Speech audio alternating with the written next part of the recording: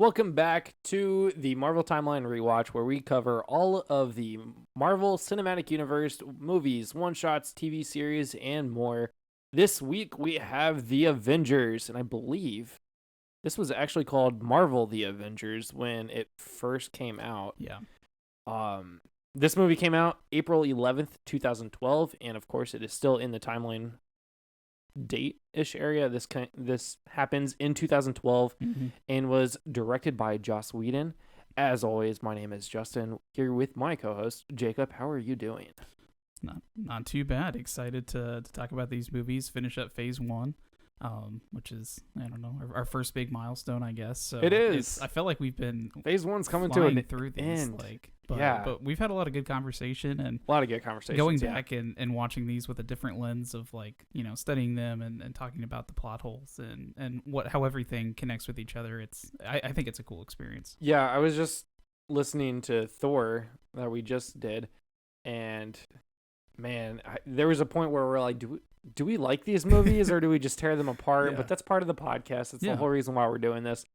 So we're here to talk about the Avengers, obviously. How about your quick synopsis? What happens in the Avengers? Yeah, so, I mean, you assembled the dream team to take down arguably their weakest villain. So, is it their weakest villain? Knowing what's to come, I would say yes. I mean, I guess no. Yeah. Ultron, Thanos, soon to be King. Yeah, for sure. Yeah. Loki is the weakest. Wow, villain. but it's their first movie. It's their first time together. This would make sense. Yeah, that does make sense. And I've fallen into somewhat of a trap watching some of these movies. Seeing even Thor's a bad example, but eventually we will get to Thor: The Dark World, Iron Man 3. After everybody has come together and these movies come out, they face villains, but then they do it on their own, and they don't have people that come in and help them. So, I think it's interesting, that this movie brings them all together, but yet at the end of it, they kind of go their separate ways, and then they still have their own movies. But yeah, no, I would argue that Loki is for sure the weakest villain, right? That the Avengers face. So it's interesting also because there's a Marvel Legendary board game that we like to play, and I think one of the very first intro villains that they have is also Loki. Yeah. And Red Skull. It's Loki or Red Skull that you get to play against. So I think that's kind of funny, in a way. So yeah. So let's jump right into the movie. We start in S.H.I.E.L.D's base where Eric Selvig is working on the Tesseract. There's a lot of things coming off, and eventually Loki comes right through. Big notice by Hawkeye also saying, this is a door, it's probably being activated somebody's about to come in from the other side, and here comes Loki. Loki comes in and immediately takes over Hawkeye and several other Marvel S.H.I.E.L.D. agents. What a start to the movie. I mean, literally just break in, take over Hawkeye. Hawkeye's gone, and you're like, oh, wait, Hawkeye's a villain now. Okay, interesting. And it was weird because at the end of Thor, they have Loki controlling Eric Selvig. Essentially, he's in his mind and trying to get him to work on this Tesseract. And then he still has to take him over with the scepter when he gets there. And I was like, okay, so at what point? And again, I think we asked this question in Thor. At what point did Loki come in contact with Selvig to be able to, kind of infect his mind, I guess. But yeah, I thought they didn't really explain how Hawkeye knew it was a door other than just he was like, this lets you travel through it. So I don't know if that was just something he observed, something he heard, because he's not really the scientist type to make that kind of, assumption or hypothesis. So yeah. So Loki gets away with the Tesseract and the scepter. The whole S.H.I.E.L.D. base basically collapses into itself. Pretty much all of the main supporting cast gets out, including Maria Hill and Fury and Coulson and the main characters here. I don't know. This movie was so good in so many different ways. Yeah. So after that, I'm drawing a blank on words here right now. No, you're good. I did find a couple things interesting in that whole battle once Loki enters the S.H.I.E.L.D. base. One of which being we almost see similar technology that we saw from Captain America as far as Red Skull's weapon goes. Like when Loki is shooting people with the scepter, once he makes contact with a person, they just kind of evaporate. And we kind of saw that in Captain America with the Tesseract weapons, where like he would hit somebody and they wouldn't really like. It's not like they burned to ash. It was like they just disappeared. You kind of saw that with the scepter, but the scepter didn't get its power from the Tesseract. It got its power from the Mind Stone. So it's like, I wonder how that factors into it, because it was almost shot for shot the same thing that happened in Captain America. So I thought that was interesting, just since the scepter isn't the Tesseract but had the same effects. And then the fact that Hawkeye, once he was under Loki's control, shot Fury but didn't kill him. Could have very easily went for the head, killed Fury instantly, but instead he shot him in the chest and happened to hit his bulletproof vest he was wearing. And I think part of that too is Selvig makes reference to it later in the movie when he was like, I still had a little bit of control because he installed the back door to what allowed them to close the portal. So even though Loki had control of them, it was still like a part of them was still there, which I think is interesting to note. And then Fury surviving that helicopter crash, like jumping out of the helicopter and rolling and surviving it. This is like the Incredible Hulk, where all the military die except for like the two characters. Yeah, the main guys. So yeah. So there's several things that you could question about that. Let's talk about when Loki needs to go take. What was he even doing in Germany? He was taking over some kind of plans. He needed an eye to break in. What were they? Was that iridium? They were trying to get that material that Selvig needed to kind of like channel the Tesseract power. Okay. Yep, and that guy that he took the eye from was the scientist that had been experimenting with it. Right. So the heroes get to. No, actually, before we even get that far, let's talk about them getting Cap onto the ship with Hulk, and I love the whole like, I bet you that we could surprise you, because Cap's like, nothing surprises me at this point anymore. Yeah. And they get on the ship and it starts flying instead of sinking underwater, and you have this giant carrier going into space, and he walks into the bridge and gives Fury $10. Yep. I thought that was really funny. Yeah, that was definitely a funny piece. And one thing that happened a little bit before that I came away questioning was Black Widow, when she's trying to convince Bruce to come along with them, and how they want Bruce, they don't want the Hulk, all this, even though everybody knows they wanted the Hulk as an insurance policy. But nevertheless, Black Widow tells Banner that Fury trusts him and that Fury wants him. Mm-hmm. But wasn't it Fury or whoever was making the Avengers Initiative that wanted the Abomination instead of the Hulk? Because that's what the whole consultant S.H.I.E.L.D. wanted it, right? It was S.H.I.E.L.D. that wanted the Abomination. Okay. I don't know if Fury necessarily wanted the Abomination, but I know at least S.H.I.E.L.D. itself, because S.H.I.E.L.D. is more than just Fury. Well, sure. And you saw that like in the World Council and stuff like that. Like a lot of his decisions were predicated on other people. Yeah. Which I don't know. We're probably about that point where he meets with the council. And what I think was interesting is I immediately recognized the first guy that Fury speaks to.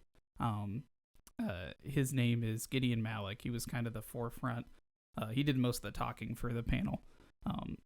The council, I guess is what it's called. But he's Gideon Malik. He plays a much bigger role in Agents of S.H.I.E.L.D. I think in one of the later seasons.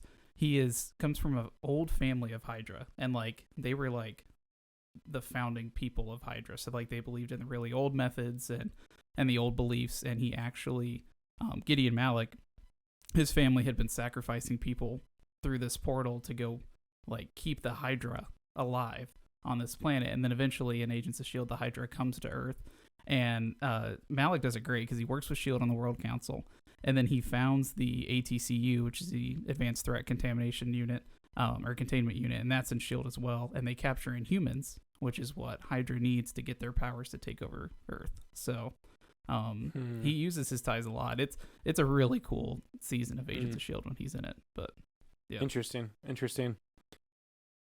So they're heading to Germany at this point because they know that that's where Loki is right now. Captain, of course, comes with the the last time I was in Germany and somebody was speaking in front of everybody, we Yeah. disagreed. Loki thinks he's going to be able to hurt him. Iron Man comes in, saves the day, obviously, because that's just what Iron Man does. That's where the two of them meet for the very first time. Yep. You could already tell the animosity between Tony and Steve is already there. Steve doesn't realize it, of course, because he's completely oblivious to it. Right. Tony has decades of probably trauma of Yeah. Howard always talking about Steve and how good Steve is and Rogers and Captain America. We also find as they were heading to Germany that Coulson is a huge Captain America fan, has limited edition cards and everything, and he doesn't actually say it in the movie, but they kind of allude like, "Hey, like, can you sign my cards?" Yeah. Which is a big playing point Yep. later into the movie. So they get Loki. So yeah, they go get Loki. They're flying him back, and then all of a sudden, here comes Thor, gets Loki out of the ship, and Cap makes a really funny statement there where who was it? Black Widow was talking about like, Steve, you can't fight him. He's a god, Yep. and Cap says, "Ma'am, there's only one God, and he definitely doesn't trust that way." Yep. I thought that was really really funny. That is great. And one thing that I really enjoy about this movie is the way that they make sure each character has their moments, Mhm. and like they don't. I mean, it would be dumb to change anything, but like you got this whole wholesome picture of Captain America, the good boy, the patriot from his movie, and then they immediately like bring that back. And he has his moments like that. Tony Stark obviously has his moments of arrogance and tech and all this. So they really highlighted each individual character and their struggles, and even Thor as well. Like we saw a very impactful Thor movie where he got stripped of everything and had to discover who he was as a person, and you see that in the Avengers as well, with the way he interacts with Loki, with the way he feels like he has to protect Earth and all this. So I really liked how well they did that. I did too. So Thor, Iron Man, Captain America, they all end up fighting to get Loki back, which I thought was, I don't know how they got Loki back at that point, because Thor literally just sat Loki down, and Iron Man and Thor just fight it out and send each other flying all over this forest. What says Loki doesn't just leave? That's exactly what I disappear? had noted. I said right then they should have known Loki wanted to be captured. Like Cap was on the thought process of like, hey, this was too easy. Like we should not have been able to get this guy. Tony was like, whatever, like we did it. And Thor was like, he's coming back with me. But you know, like right then, the fact that Loki didn't run away or didn't teleport anywhere, which he very well could have. That was too weird. Yeah. And I made a comment here. I was like, there's no way any villain stays around that long, because they fought for a decent amount of time without escaping unless they want to be captured. So, or at least go into hiding. Yeah. So I thought that was interesting. And a little note too, now that we got pretty invested in Norse mythology. When Loki and Thor were talking on that, mountain peak or whatever, you saw two crows kind of fly by. That is totally intentional. In Norse mythology, Odin has like a flock of crows, and they're his spies throughout the 9 realms. So he can like use his Odin eye to see through these crows. So, and you see it again in Thor: The Dark World, when after Thor comes back from like that first battle, Odin has a crow that's perched on his arm when he comes back and like watching the training of the Asgardian soldiers. We'll talk about this more in Dark World, because there's a point where all the crows come flying out of the ground too. So, which is a 9 realm thing. Yep. Interesting. So just something to keep an eye on, that crows are, big into Odin's mythology. So little tie in there. So they get Loki back onto the ship. Mm-hmm. They eventually all find out that they're all fighting towards the same thing. Thor's not just trying to get Loki out from prison because they're brothers. So they're all working towards the same thing. They all meet up in the ship. They all talk about what's going on. And then eventually, I was about to say Scarlet Witch, and it's Scarlett Johansson, which is actually Black Widow. Yep. That took a little turn there to get to Black Widow. Black Widow's talking to Loki about how what his plans are, essentially, and he essentially alludes to the fact that he's trying to tear them all apart through Bruce and through the Hulk, and that's exactly what ends up happening in the fight. Yeah. on the ship. I really enjoyed that scene. Before I touch on that, there was something else that happened right before that. So when everybody's walking back together onto the ship, Tony walks in talking to Coulson. And again, if you haven't seen Agents of S.H.I.E.L.D., you probably totally glossed over this, which is fine. This has no relevance on the movie. But he walks in talking to Coulson, and Tony says, hey, pick a weekend. I'll fly you out to Portland. Keep love alive. All this. Well, in Agents of S.H.I.E.L.D., Coulson, the love of his life, lives in Portland. She plays in a symphony there. I think she plays like the cello. Her name's Audrey Nathan, and Coulson was like going to get married to her, and then he dies.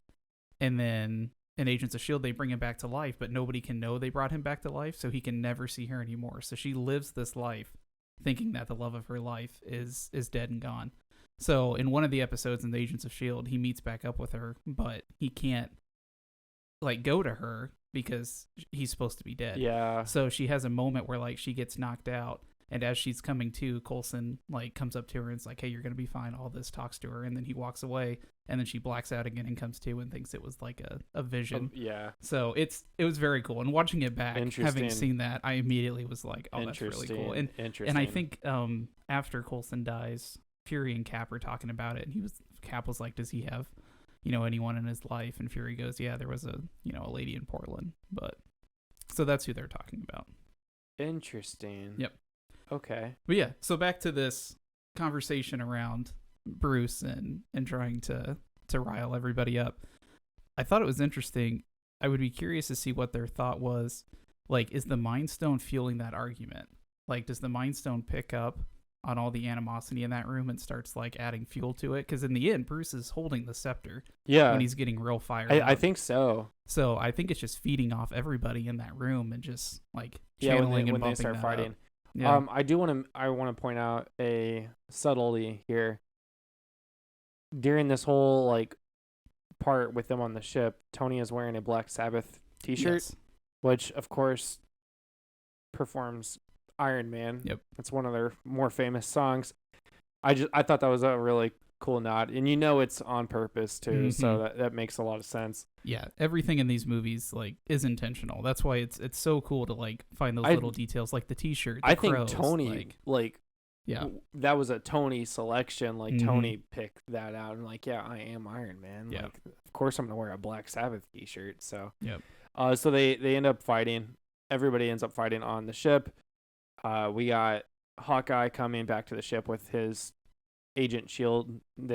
S.H.I.E.L.D. agent army that's turned at the moment to basically get Loki out, take the scepter, and get going again. So, and then of course Loki's plan does come in light. I mean, everybody, he kind of puts a wedge in between everybody. The Hulk ends up getting blown out, Thor gets sent down in. Yeah, I mean the Hulk does pod. too, because the Hulk. Yeah. They send an airplane or a Quinjet after the Hulk, and Right. the Hulk like attacks it as it's going out of the hangar and falls down. But yeah, Thor gets sent in that pod. Yeah, they all pretty much get ripped apart. Thor barely makes it out right before it crashes. So that it'd have been interesting if he would have actually like been hurt by that. I don't think it would have. Like they made a big deal about that, but I was like, the dude's had worse shit happen to him. I don't think that's gonna affect anything. Like, I feel like if it was like Steve or Tony in there, then they'd that's be dead. Yeah. But Yeah, I don't think that would have done anything, but I mean, I don't know. We don't know. What do we that's the know? point, yeah. One thing I think it's a really interesting philosophy to think about is Bruce and Tony, when they're talking, they talked about a terrible privilege, that like their superpowers are this terrible privilege because the fact that Bruce could do a lot with the Hulk, but it's fueled by anger and rage and all of this, and Tony's the same way with like the thing that's killing him is also the thing that makes him a superhero. And I just thought that was an interesting philosophy because that could almost apply to anybody, like any of these people, like Captain America.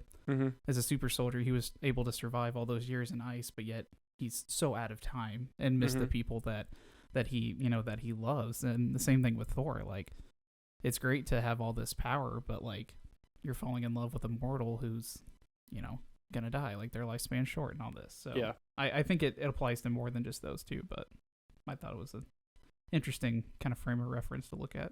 Yeah. So let's talk about what gets everybody back together. Coulson's death. Yes, Coulson ends up dying. He's fighting off Loki. Loki tricks him, of course, with Yep. his astral projection, and stabs him through the back. They try to get him back, but he dead. And he also took a while to die. Like, he got stabbed, was talking, and then like somebody else came up to him, And then he died was in the middle and then of talking. yeah, and then Fury came up and talked to him, and then he died. And it was like, I was like, that was a really long time. Yeah. It felt like a long time, but Yeah. So they're all sitting around the table, and by all I mean what, Steve and Tony, and that's yeah, it. because Black Widow and Hawkeye were like, Oh yeah, she was trying to get them. they get Yeah. Hawkeye back, and Black Widow really hit him over the head. Which that didn't make any sense to me. It was just like knock all him it out took of- was a big hit on the head to Yeah. break the scepter spell. I was like, why the hell didn't that happen to everybody? Like I felt like that would be a super easy way to fix it, but I don't know.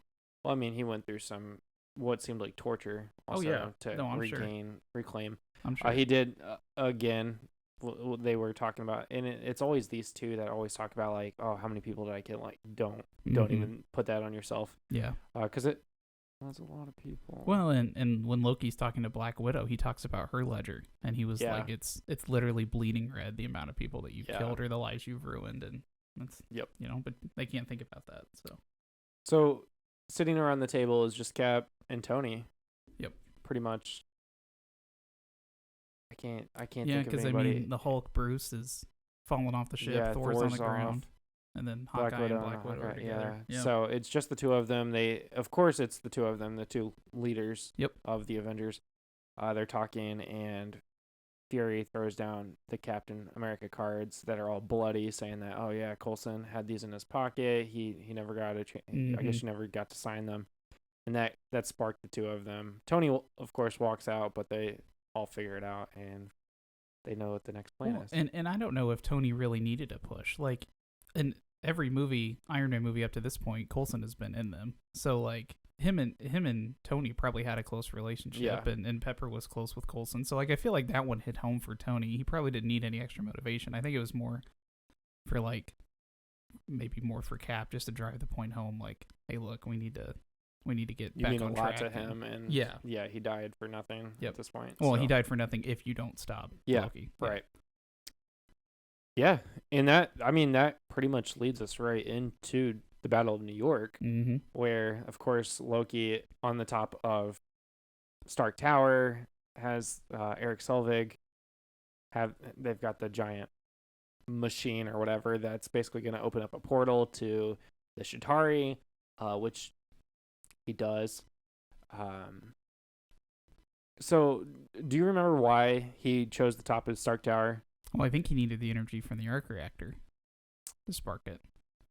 I didn't think that was. I thought it was just about like needing something about the biggest name or something like that, or No, that's what maybe they. it was the arc reactor. Yeah, maybe. I thought they had made reference to it because when Iron Man's flying in, he tells Jarvis to shut down the arc reactor, and he's like, I already did, but it's self-sustaining now. Oh, So okay.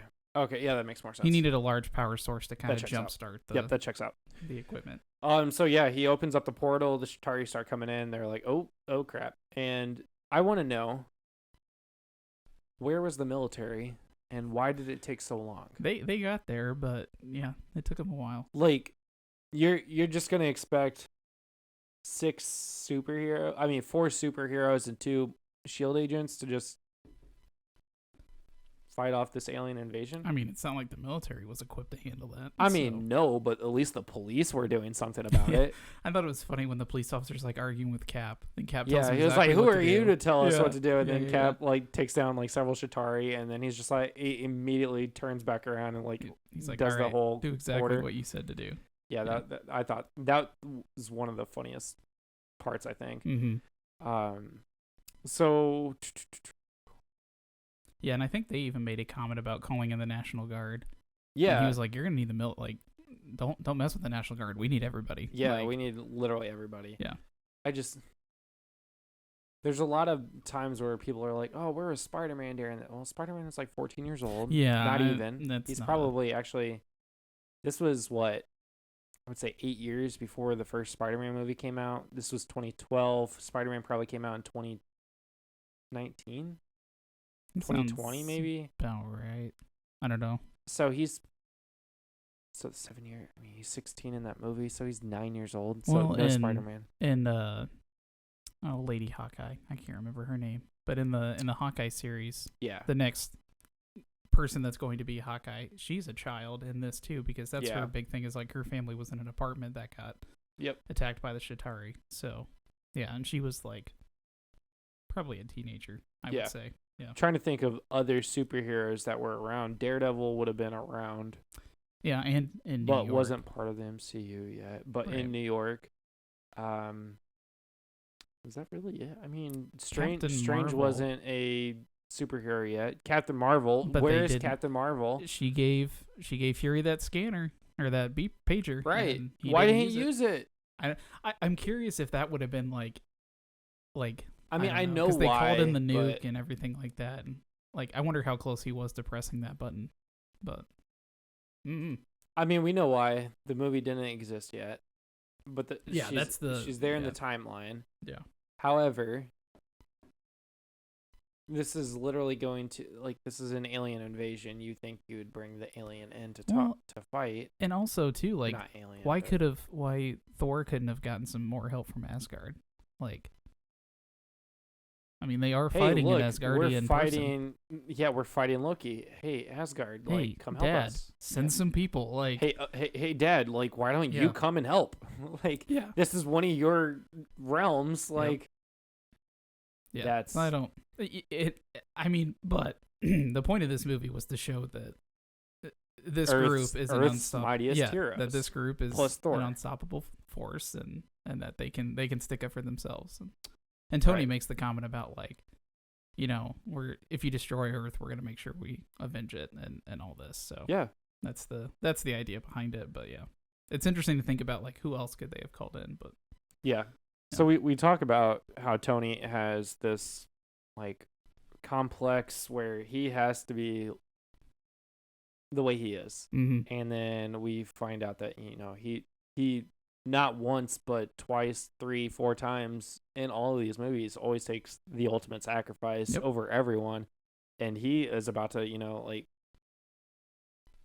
sacrifice himself to save everyone else by sending that nuke up into space. He actually goes into space and almost gets left in space for the first time. Thinking about it, when he goes to space in Endgame, or I'm sorry, in Infinity War, wasn't his first time in space. It was not. No. Interesting.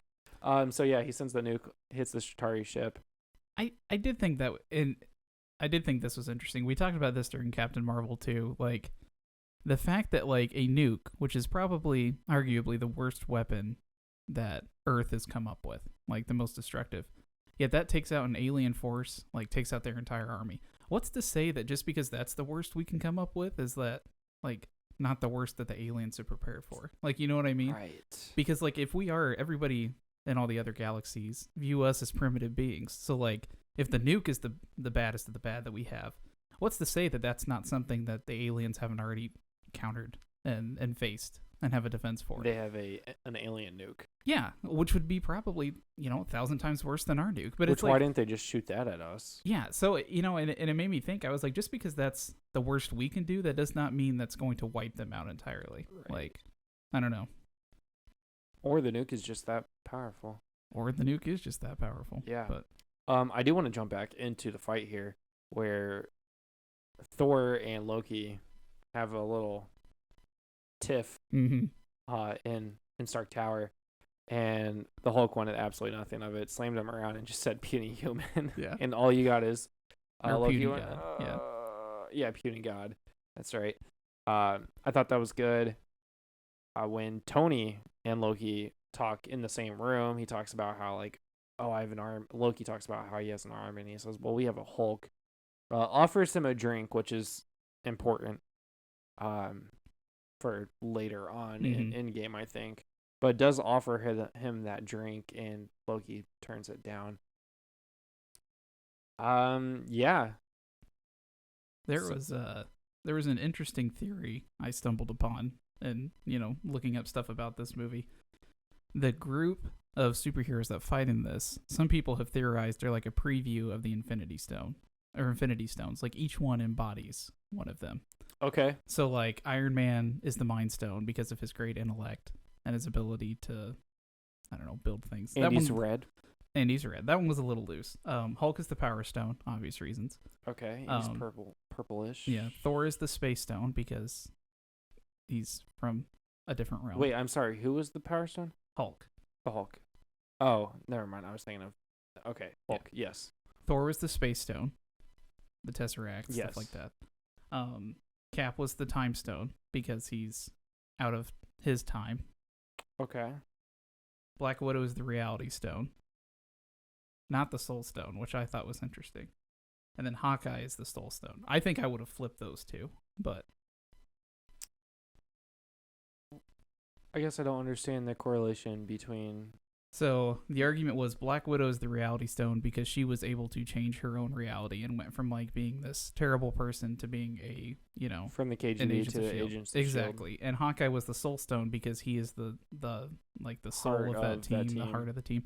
Or I would flip that almost, knowing that Black Widow gets Because Black Widow sacrificed. pulls them all together So- many a times. Exactly. And eventually does get sacrificed. Yep. And Hawkeye, I think, would fit more with the Reality Stone because he's the only one that ever tries to live a normal life. Like Yeah, he he goes off actually and has a family. family. And, Yeah. and does all those things. Like he's the only one that's actively participating in reality. All these other people are living outside of it.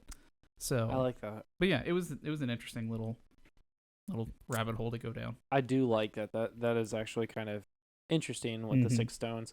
And we haven't really gotten to. We've talked about the 6. We've talked about different stones. Yeah. We have 2 in this movie Mhm. alone with the Mind Stone and the Tesseract Yep. or the Space Stone. Yeah. Interesting there. Do you want to? We're talking about the Avengers. This is a huge portion of Endgame. Do we want to talk about what's actually happening behind the scenes? I think that would be cool. Yeah, because while all this is going on, they're actually back in that time. They're back into that Yeah. time. So right now there are 2 Hulks, there's 2 Captains, Mhm. there's 2 Iron Man. Well, maybe not all of them at this specific time, but yeah. Or no, because they had to go back to get. Yeah. I Yeah, was they had to thinking all when go they went back. to put everything back in place. So, because they each went. While this themselves. fighting is going on, you have the Sorcerer Supreme from the beginning of Doctor Strange fighting off Yep. aliens. So they are there. Mhm. We just don't know about them fighting off the aliens. So she's actually doing her own stuff there. Yeah. The Hulk goes to visit her. And by the way, guys, this is all spoiler alert. So Yeah. if you haven't watched Endgame at some point in your life, If you came looking for Avengers, we I'm apologize. so sorry. Hopefully you've listened. If you're watching this or listening to this podcast or watching this on YouTube, I'm assuming you've probably seen Endgame. Yeah. Because if you haven't, the movie's been out for a while, Yep. so I don't even care at this point. So the Hulk comes to get the Time Stone from Sorcerer Supreme and says, "Where's Doctor Strange?" She says, "Well, he's in surgery right now." Which, by the way, holy crap, you're still in surgery while New York is being Yep. torn to shreds. Okay, sure. We got Cap, Ant-Man, Oh, and Iron Man Yeah. going to Stark Tower to get the Tesseract and the Mind Stone. Mhm. Because we have 3 stones right here in this battle, actually. Yeah. In New York City all at the same time.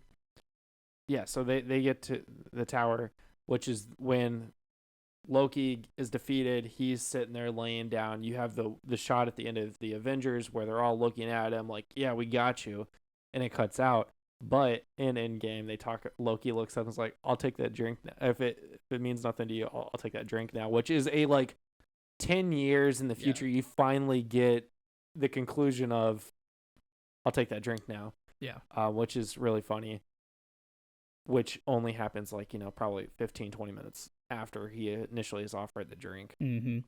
Well, and even at that time too, with the Loki series, they play a part in that as well. Yes. Like, because he gets taken out of that Yep. timeline. So Yeah. after they capture him, they're taking them downstairs.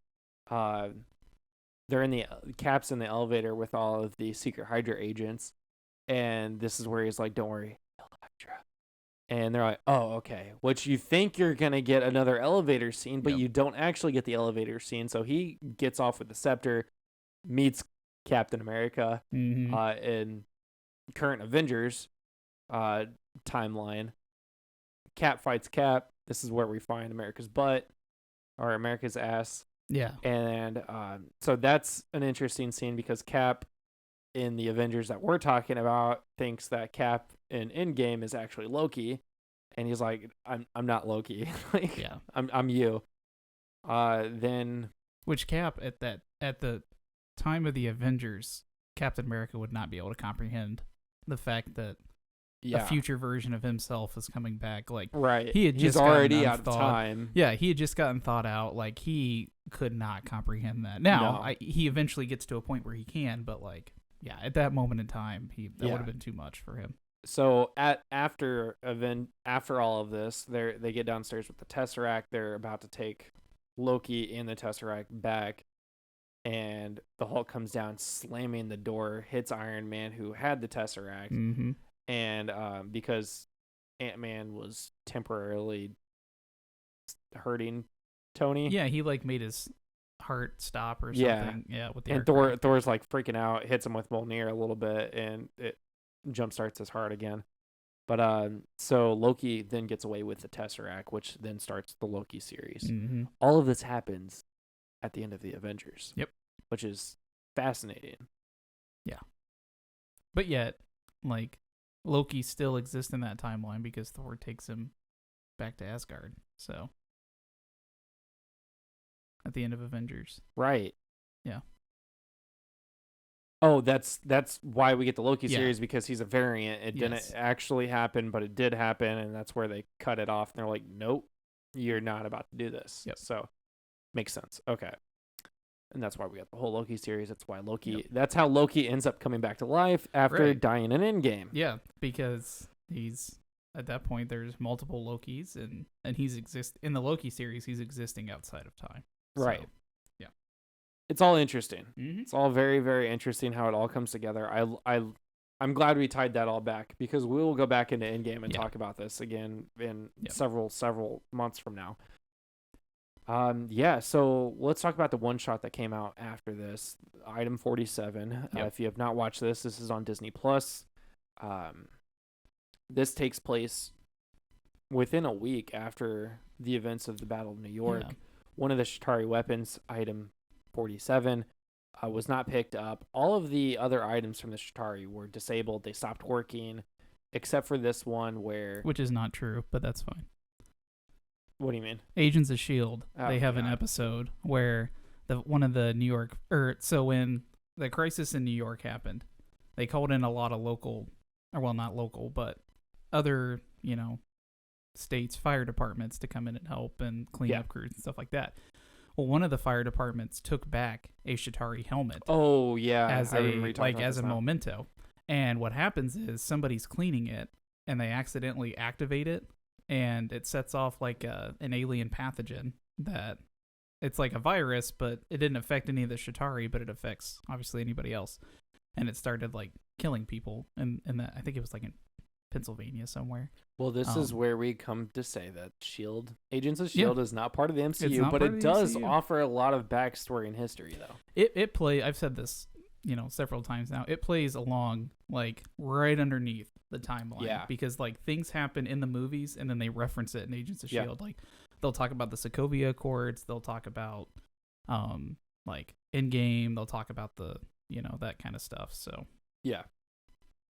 So Item 47, I thought this was actually a pretty interesting one shot. It's got Louis D'Esposito as the director. He's done pretty much all of the one shots up to this point. And then it stars, of course, Lizzie Kaplan and Jesse Bradford. Funny casting, in my opinion. Oh yeah. They're in a relationship. They're talking about like, oh, we got to do this, and so Jesse's character, Benny, tinkers with the Chitauri weapon to reactivate it. They go rob a bank, and then they do all of these different robberies over a week time frame. They end up in southern Florida, where they're about to get off onto a boat the next day and take all this money with them.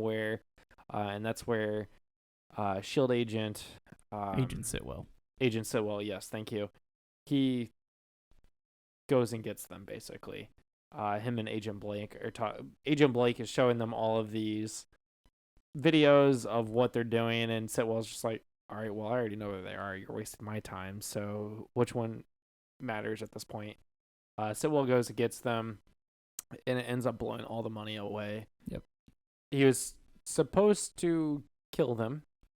He did not. He brought them back, and so Benny ends up becoming a S.H.I.E.L.D. agent, and Claire ends up being Lizzie's character. Claire ends up becoming Agent Blake's intern, which was funny. Yeah, I don't know. Knowing Sitwell later becomes Hydra, it was Right. probably a recruitment effort, but Right. yeah. I it was interesting. agree, and you never see these two characters ever again. No. But you start to think, was Benny working for Hydra, or was Benny working for S.H.I.E.L.D.? Yeah. Because Sitwell is Hydra. Mm-hmm. And are they trying to activate all of these Chitauri weapons because they want them for Hydra? Well, going back to Agents of S.H.I.E.L.D., Sitwell is in that. And when Hydra takes over S.H.I.E.L.D., it's Agents of S.H.I.E.L.D. has like 3 episodes over this. And like they're in boots on the ground, like when Hydra's taking over some of the S.H.I.E.L.D. facilities. And Hydra's biggest thing is they want to invade the bunker or the vault. I can't remember what they call it. But anyways, supposedly S.H.I.E.L.D. is destroying all these alien artifacts and weapons they find. Like there's an episode in Agents of S.H.I.E.L.D. where they watch the rocket go up, it gets exploded or it gets sent off into space, and apparently it has all the alien weapons. Well, that was actually just a show, and S.H.I.E.L.D. is actually storing all the weapons in a vault somewhere, which is where like Coulson's gun that he uses in this movie is in the vault, stuff like that.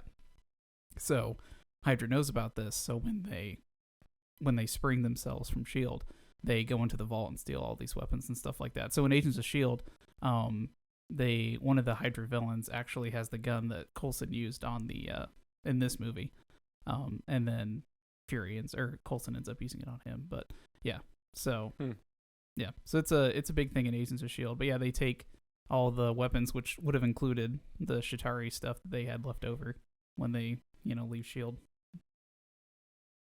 All right. That's all I got.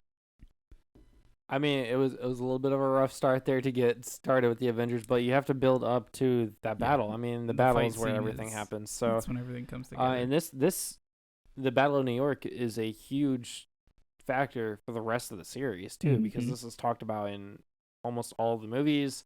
It creates long-term PTSD for Tony mostly. So this is a huge kick. Well, and like I said at the beginning, you thought this is going to be the end of it. Yeah. It certainly was not the end of it. Yeah. And this jumpstarts so many of the superheroes that you're seeing now. Like they all have ties back to New York, so it never goes away. One just little funny note, I thought we always talk about insurance and like this is the movie where you're like, oh man, that's got to be a big bill. But I noticed when Tony flies through the mouth of one of those monsters and blows him up or one of the, I don't even know what they're called, but anyways, blows him up from the inside. When he gets spit out, he's in front of a farmer's insurance building. So I noticed that and I was like, oh, that's kind of funny. Yeah. Yeah. So there's, insurance for one. We've talked about how in Iron Man 2, Queens was blown up. Or not blown up, but the attack in Queens. We've seen Hell's Kitchen be destroyed from the Incredible Hulk. Yeah. Both at pretty much the same time, maybe within a couple of days, weeks, hours. And then, of course, now Manhattan is completely destroyed and devastated from the Chitauri attack. Well, and honestly, all in the same year. If you think about it, too, like, depending on how closely this timeline follows what is our timeline supposed to be? Like, did 9/11 happen? Because that would have been something else, 11 years before that. Yeah, but still, like, adding to the trauma that New York is. Why do people live in New York? Seems like, it's That's where all the aliens go to kill you. So I mean, I don't understand why people live in New York. So there's two things that we still have to talk about. Two things we have to talk about. One is the post-credit scene of them at shawarma. Mm-hmm. Because at the end of the movie, Tony's like, "Have you guys ever tried shawarma? There's a shawarma joint just around the corner. I always wanted to try it." They didn't actually film that until they were on a red carpet event for the Avengers. Everybody was there. They were like, "Let's film this scene." That's why, like, I think Thor's hair looks a little different, and Okay. everybody kind of looks a little bit different. But they just filmed this shawarma scene That's funny. after a red carpet event. So it wasn't even like really supposed to be part of the movie, but it ended up being part of the movie. Second thing is, where was Stan Lee? So Stan Lee had a very, very short cameo, but he was one of the people they were interviewing when like Fury's watching it back on the monitors. Yeah. I think he wasn't even up there for maybe a second. It was just real quick. He was talking about like superheroes in New York. Yeah. Nah. Yeah. Nope. But yeah, that's any other comments, things about the Avengers? No, like, well, I do one thing. Thanos does not look the same. The Thanos that they used Thanos in this is movie. not. Oh yeah, because this definitely was does the not look. was it the second post credit scene? Because this was the Yeah. first time they did two post credit Yep. scenes, I believe. And they bring Thanos in. He kind of like does that little awkward smile. Yeah. He's close looking with all the armor and everything. The color Yeah. is way off. The color in the face didn't. And honestly, I would have preferred this color later in the series. Sure. Like the very, very deep, bright purple color. Mhm. I think they muted his purple color too much in Infinity War and Endgame. Yeah, I think they were trying to make him like not look like he came straight out of a comic book, like with the bright colors and everything like that. Yeah. And it was a very like that movie has very dark tones to it, like especially in some of the final battles. It's very like grunge and everybody, even Yeah. people that have had bright colored suits or dimmer and stuff like that. Yeah. so, Well, I mean, they definitely changed things within yeah. eight-ish year. I can't remember when Endgame came out at this point, Yeah. but they definitely changed things over that decade. So Yeah. Yeah, so that's gonna wrap it up. Be sure to subscribe to our YouTube channel where you can get this fully, mostly unedited episode and watch some of the playback and get to see our faces. If you're listening to this on a podcast app, be sure to like, subscribe, and share this with a friend. Please rate us 5 stars on Apple Podcasts. And yeah, until next week, where we will take a short break away from the standard movies. We're going to do a little bit of a phase 1 recap and awards show. So be looking for that. But yeah, until next week, have a good one.